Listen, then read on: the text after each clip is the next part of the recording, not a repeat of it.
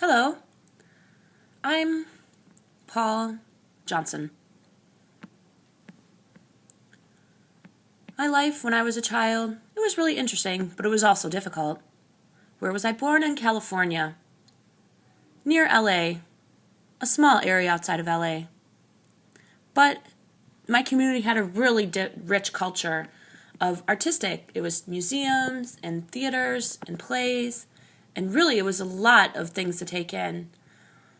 My mother and father, they were both hearing. We didn't really communicate that much. We would write back and forth to each other, but they really had an idea of encouraging me to get out to the community and experience the museums and the artistic museums and plays.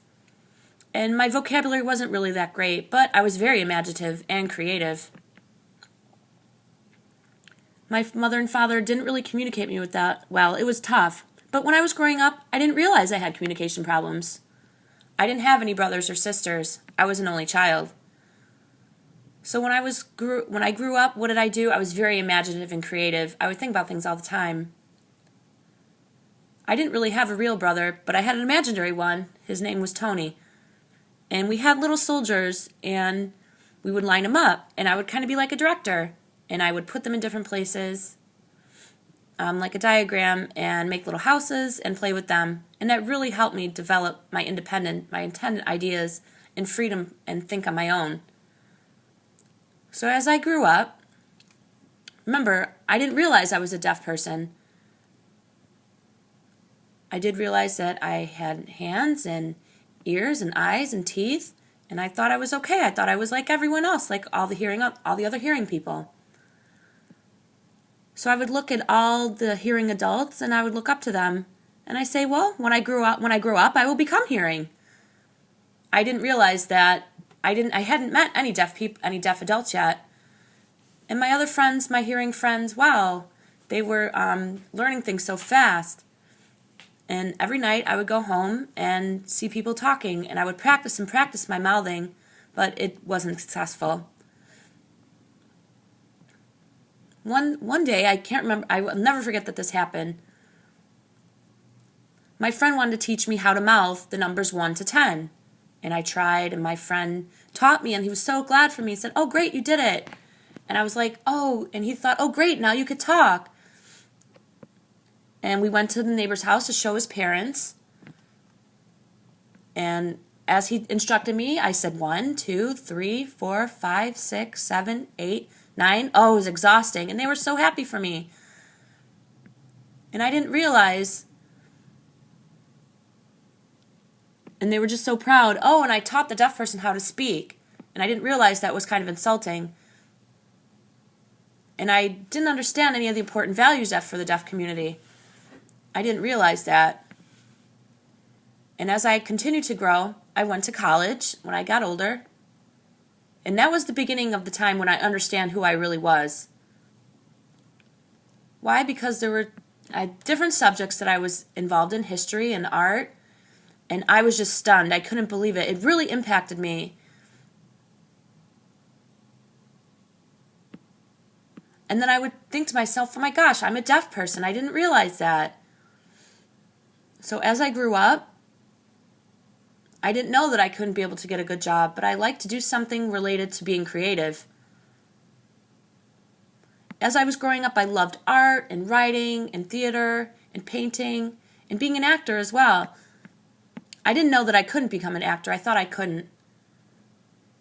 And that was my attitude. I can't.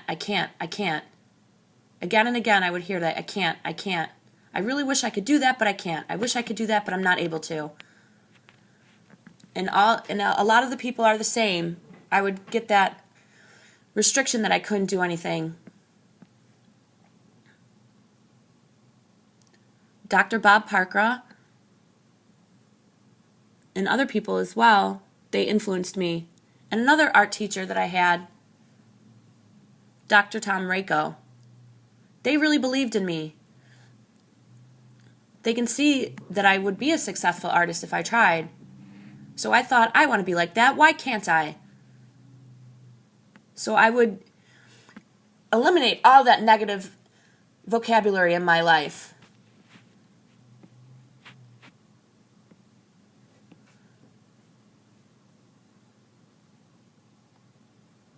It didn't matter if you were deaf or hearing. It's all the people that were stupid that were trying to keep me down.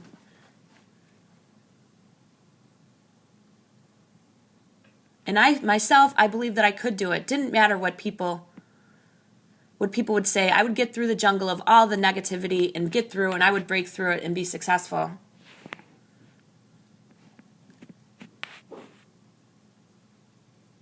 So as I grew up, I saw a lot of people who were accustomed to making decisions for me.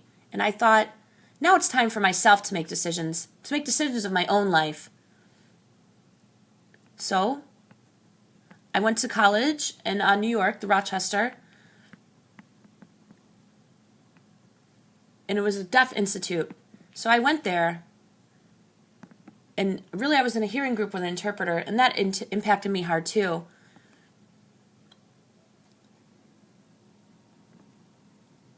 And a lot of hearing people didn't know about the deaf culture.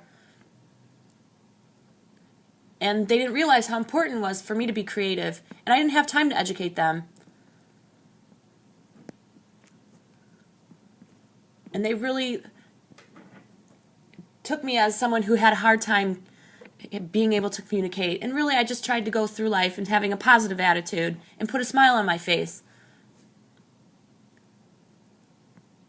And they gave me more independence to be myself, to trust myself, and to be strong, and to believe my intuitions.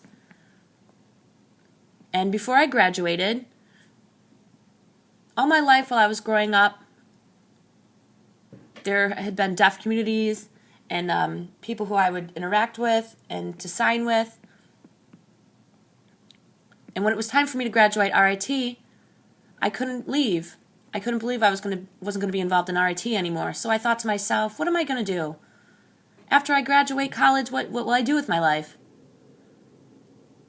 So I wanted to go to a place, and I went and I thought, where am I going to be able to be an artist? Why can't I? I love art. So I decided that I was going to go to Penn State University. Before I went to the school, it was almost my senior year, and I was starting to decide that, I needed to be independent. I need to make decisions for myself. So I thought, without any other help from any other people, I went to the library and got different articles about different colleges to look and study where I should go. And I thought, my God, there's a lot of decisions I need to make. It was a good experience for an independent person. So I would decide I would apply to 8 different schools. Maybe one would accept me, just by a little bit, and maybe another one would turn me down. Then that way I would be safe if I had sent out 8 of them. So, and what was to my surprise, they all accepted me. So now I had to just choose one. So my major was furniture design and woodworking. And why did I pick that career? Remember, I wanted to go to a college, and I wanted to learn and have fun and enjoy myself. I didn't want to become a better carpenter. I wanted to improve and become a better human being and be strong and have a confident attitude. And remember, before I took all those classes, and I thought about psychology, and I thought, I can't do this. But when I went into college and I had these classes, I felt better about myself. I could be a normal person just like everyone else. Black or hearing or Jewish, someone in jail, we're all the same. What's different from a hearing person or a deaf person? What's different? There's not much different. We're all human beings. And there's a lot of varying people in this world. And what do you learn and how's your life? It's all the same. We all learn and experience life the same.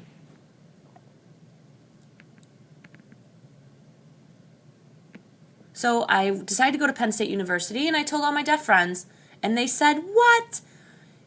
You're going to Penn State? Why?" And I said, well, it's a challenge for me. I really want to experience that. And my friend said, I can't believe you're going to involve yourself into the hearing world. No deaf people. There's going to be no sign language. There's going to be no communication. And I said my whole life I've been in residential schools and a place where I can sign and be comfortable. And I really thought about that, and I thought I want to learn how to test myself. I want to learn how to survive in the hearing world. I'm deaf. I want to see if I can make new friends and with hearing people without all this support and advocacy. So the day I was ready to go to Penn State, I went out of my bedroom.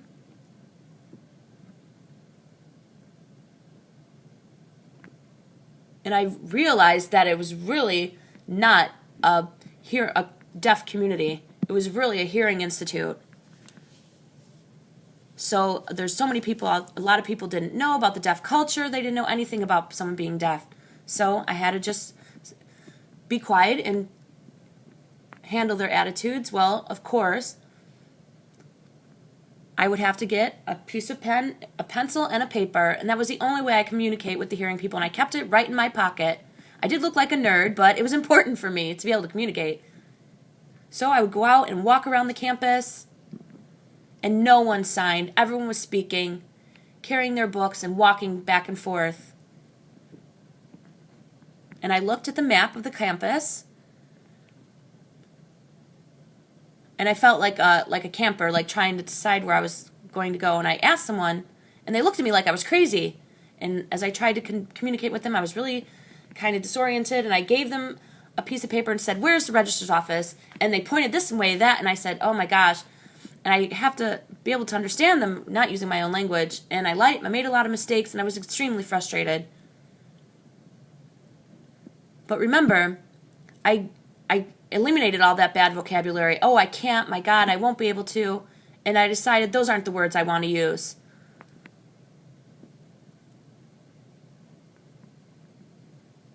I knew I'd be able to find my way to go. So I walked to find my way to the registrar's office, and there were other problems, and I felt good about my life, being able to solve problems on my own.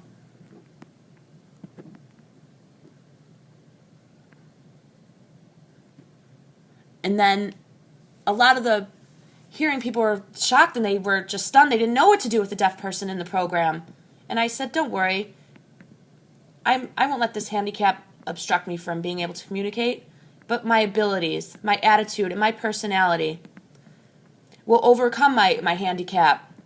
And the people, they couldn't believe it, and they knew that I had abilities, and I was creative, and I had a good personality, and I could socialize with everyone.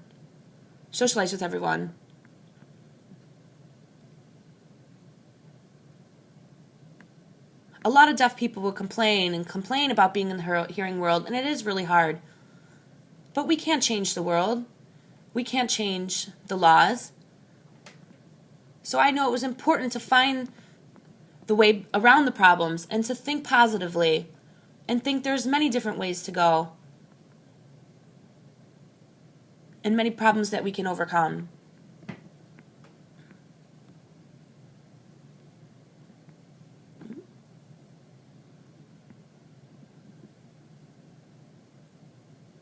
My important lesson for deaf children is to wake up about what you're going to do in your future life. It's important to take different subjects and to study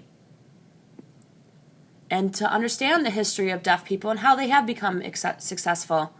And it will be a good influence in your life, how you can be successful. And you can look at all the adult deaf people who have been successful in their life as a deaf child. Because when I grew up, I wasted a lot of my time sleeping and not being awake to experience the world. Until I got into college, and now I'm awake. And now I said, why couldn't I have been awake as a young boy?